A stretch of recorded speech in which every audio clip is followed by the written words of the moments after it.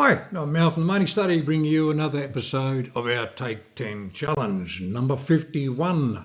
The order ticket, how we literally press the buttons, what we need to do to purchase our shares. This is the last one on shares for a while. We're going to get onto other topics tomorrow, but I just need to get you this far for those who are interested in actually buying some shares. There's my disclaimer, facts and figures, information only, it is not advice. So, irrespective of what platform, who you use as a broker, if you're using an online account, then pretty much the ticket is the way that we use what we use effectively to place our order. Now, the layout might be totally different from one broker to another, but the information is going to be pretty consistent. Now on the screen you can see two different order tickets. So the ones on the left hand side there is one platform, and the dark black one there on the right hand with all the pretty colours is another one. But the information that they're asking is pretty much the same. So don't worry about the layout so much. We'll just go through the various different things that we need on this order ticket. But the idea of the order ticket is that we're going to put down at the top there the stock. So this is obviously the critical thing, is what are we indeed going to buy? And this is where we are telling the broker, this is what I want to buy, and I want to buy CBA. Now you can see there in the little blue writing at the top row there on the left hand ticket, it's got find codes. Now if this was a live platform on your computer, you'd click on that, and if you didn't know what the code was, then you would just literally type in Commonwealth Bank.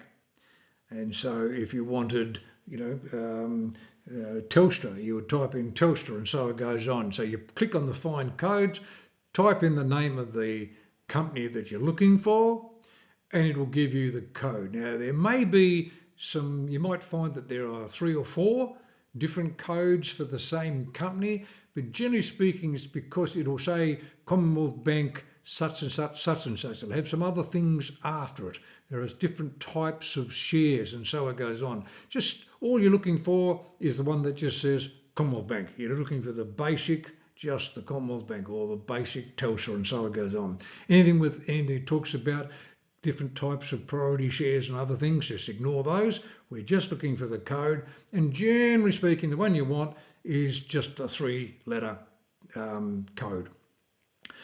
Even if you are confused by any of that, you can always go to the ASX and just put in the company. That'll help you to decide what it is. But normally the platform should be just a 3-letter code for the company that you want. Under that, we've got the order type, meaning that are we trying to buy this thing, or are we indeed now trying to sell it? Now obviously if we're purchasing our first thing, it'll be a buy order. We are now trying to buy it. Now underneath it, in that blue box second row down where it says buy, you can see a dollar amount of $369. That's not what the share is worth. That's just what is sitting at the time I did this, what is actually sitting in my cash account, meaning how much have I got just lying around doing nothing, waiting to buy shares. Now normally I don't keep much in there at all, just in case when I'm ready to buy some shares, I'll load this up with money ready to do it. But for whatever reason, the time I had $370 was still in that cash account. I could pull that back out again and put it back into my normal savings account if I wanted to. But perhaps I can't remember. I might have just added to that. It might have just been some rounding from something I did. But yeah, don't confuse that dollar amount there as to how much you've got or what the share is. No, that's just how much is in your account at the time ready to purchase. Now, obviously, if your first purchase has got to be a minimum of 500, if I press the button, it wouldn't let me because I don't have enough money to even do that. Then, in fact, what I'll do is I'll go to the next slide, because some of these things here, I've got a little bit more information here. You can see that in the third row in the third row, you can see quantity, but it is a drop-down box. So you can either select how many shares you want to buy, or if you do the drop-down, it comes up with value, meaning that what you put in that box next to the drop-down is the value, is the amount, meaning that if you put in quantity, and you can see there next to it's got 50, that means you're trying to buy 50 shares. If you put in value, then it's basically saying $50, so that's the difference. So obviously $50 would be too small, but 50 shares, obviously with Commonwealth Bank, could be quite expensive. Then it's got instructions. It's got instructions. Now there are 3 different types of instructions, and they are called limit, at market, conditional. I'm going to go through those in the next slide, so just hold 10 on that. But for most of you, starting out, you'll probably just use at market. Now what at market means is that as soon as you press the button to place your order has gone through and you'll be buying that thing literally within a few minutes. The other ones have got some rules around it before you own the thing. We'll talk about that in a sec. And if you did indeed do what is called a limit order, you're putting a restriction on it. And the restriction, as you can see below it, effectively is at what price. So you're effectively, what you're doing there is setting a price at what you want to buy it at. And you can see next to that, there was the last price. And so it's saying you the last time this thing traded, might have been 2 seconds ago, that the share price for Commonwealth Bank at the time was $70.26.5. You've put in a limit price there of $70.22. So you need the price to come down before your order would even be recognised. And I'll get a bit more information coming up on the next slide. Then you got below that expiry. Now expiry means you've put an order in, and if it's one of these sort of other orders, meaning a limit or a conditional order, so it's not at market. If it was at market, then it'll go through, unless there's no one wants to sell it to you. But normally it'll just quickly go through. But if it's one of these orders that could sit there for a while, waiting for the market to come to your condition or price, then you can have it either in the drop-down box there, good till cancelled, meaning your order will just stay there and stay there and stay there until such time as whatever conditions you've put on your order are met. Or it could be just till the end of the day. So if it doesn't do what you want it to do, within a day your order is cancelled. Or you can indeed, there as you can see next to it, you can put in a date. So you might say, like, okay, if this thing doesn't do what I'm expecting it to do within a week, I'm wrong in all my thinking. I'm not interested in buying it, and your order would be cancelled there. You can see below the expiry to the right-hand side there, brokerage in this particular case was set at $11. Because we haven't even really set the price, because the cost there was $3,522. So we're not doing a minimum under $1,000. So at $3,522 at the time I did this slide, the brokerage was $11. So you get an idea what it's going to cost you in brokerage before you even press the button. Then you've got these 2 other things which you don't need to worry about in the earlier days, but you might be interested. A stop loss is effectively allowing us to put in a price where it will sell if we're wrong. So you could say, okay, I'm buying this thing at $70. If it goes down to $50, I want to sell it. And it can automatically do that for you. So you can put in a stop at $50, meaning you don't even have to watch it. You would automatically be sold out if the price dropped to, say, $50. And take profit is the other way around. You say, gosh, if this thing just roars ahead, just imagine you're buying some sort of speculative thing you think is going to do really, really well in the next few days or so. But then you think, look, it might then just have a bit of a dive for whatever reason. Then in case you can input in, take a profit. So you might say, gosh, if I can double my money on this thing in a short space of time or whatever, I'm happy to then sell it and grab the profit and run. So you can set a profit at, up at $20 more or $100 more or whatever sort of, whatever sort of you think is reasonable there. I don't like really normally putting a take profit. If something's working in my favour, I'd rather sort of keep an eye on it and let it do its thing. I'm not going to preempt it, generally speaking.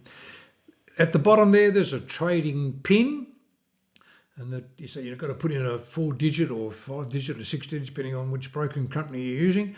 But you've got to put in a pin so that you can't just accidentally hit the place order button before you've had a chance to review everything. So you review everything what you've done, you enter your pin, and then when you're happy, then you press the place order button and away goes your order.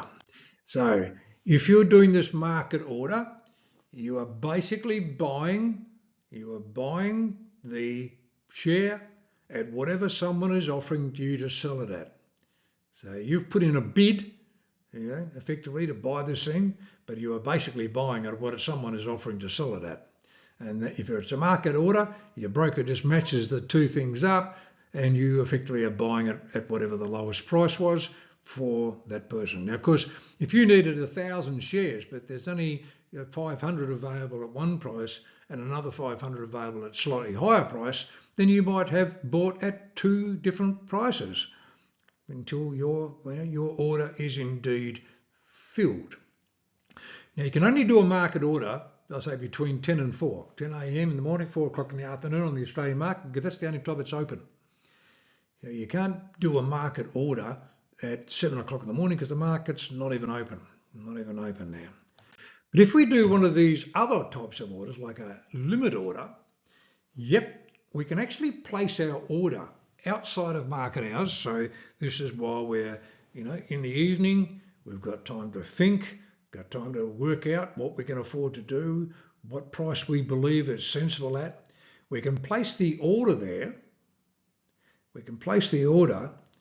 And then when the market opens, it then depends on what we put on our limit order, whether it will then act.